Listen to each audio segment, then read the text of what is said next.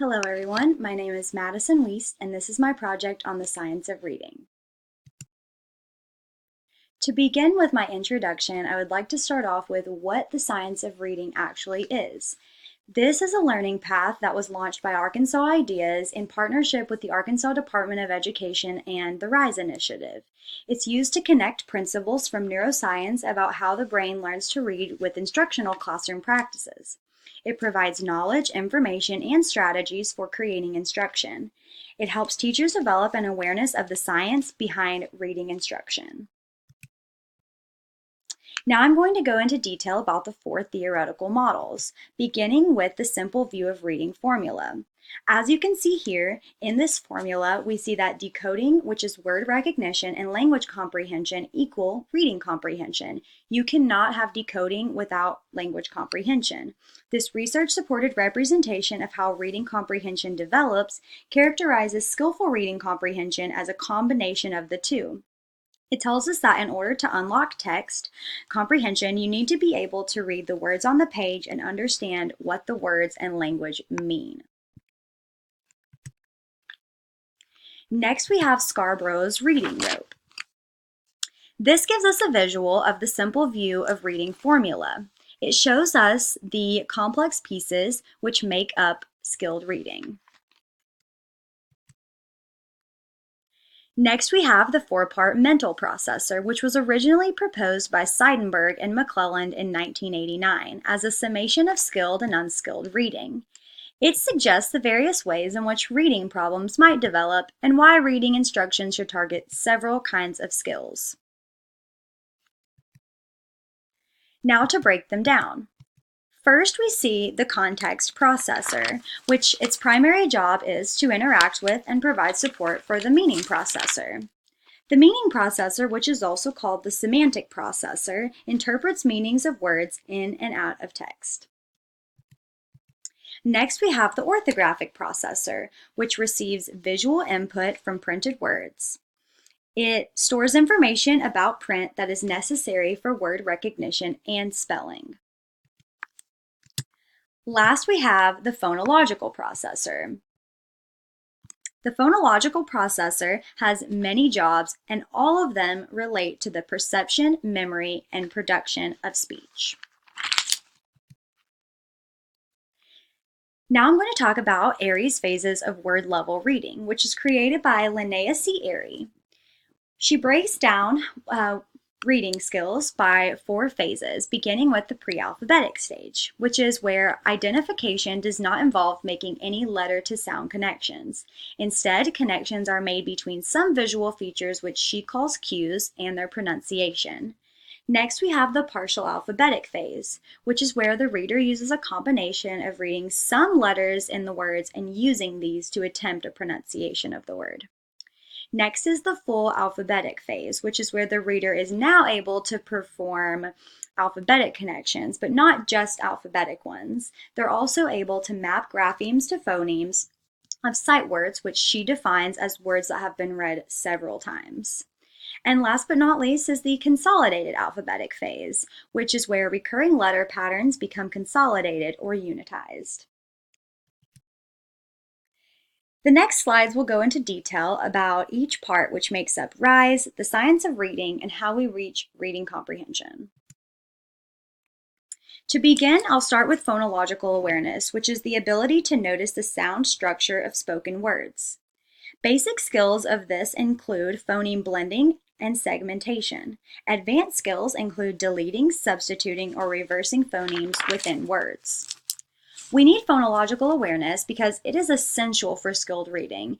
It is the most common source of word level reading difficulties, and it is needed for efficient sight word learning. Next, we have phonics, which is a system for approaching reading that focuses on the relationship between letters and their sounds. We need this because we can see from research that students taught with a code-based approach perform higher on reading comprehension, and skilled readers can identify unfamiliar words with a higher degree of accuracy than those who are not. Next, we have fluency, which is the ability to read a text quickly, accurately, and with proper expression. Orthographic mapping and reading practice are essential for fluency.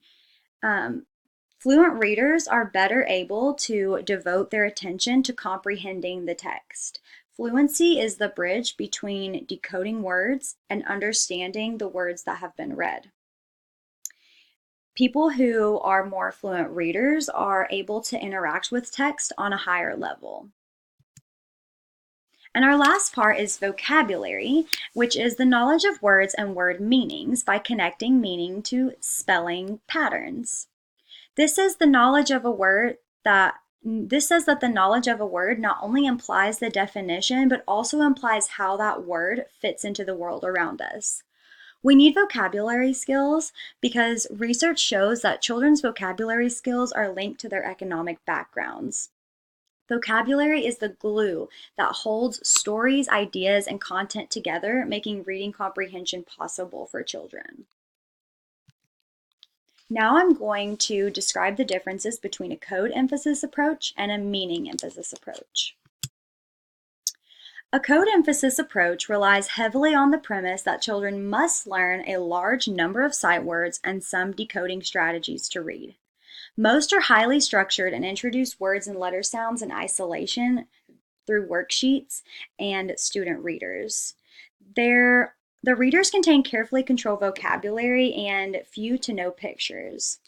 There's a lot of criticism surrounding a code emphasis approach, such as resulting in degraded text and decontextualized activities. This isolates printed text from its functional use and reduces reading and writing to simply matching letters to sounds. Children also sound out every word here and are required to read stories that contain strange language patterns as a result of the limited and controlled vocabulary.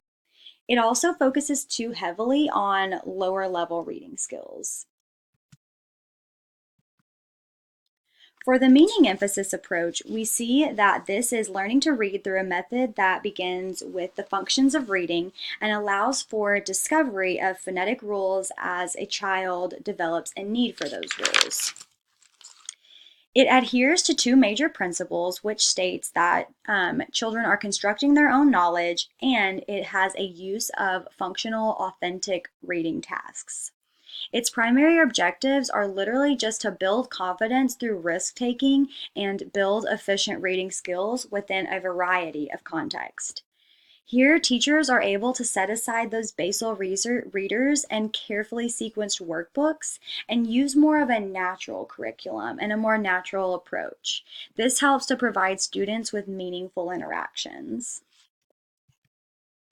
The last thing I want to talk about is orthographic mapping, which is the mental process we use to permanently store words for immediate, effortless retrieval. When students' orthographic mapping skills improve, their sight vocabulary grows. This leads to improvements in reading, fluency, and reading comprehension. So orthographic mapping is critical to reading fluency and comprehension. Orthographic mapping begins when we hear a sequence of sounds, then the sound sequences are recognized and matched to stored sounds, then our oral vocabulary is activated, and then the meaning is retrieved. In conclusion, the science of reading wants there to be more skilled readers, so it puts an emphasis on fluency, word recognition, and comprehension. It encourages students to be involved while using the idea that there are 5 essential elements of reading, which are phonological awareness, phonics, fluency, vocabulary, and comprehension. Here are my references. Thank you.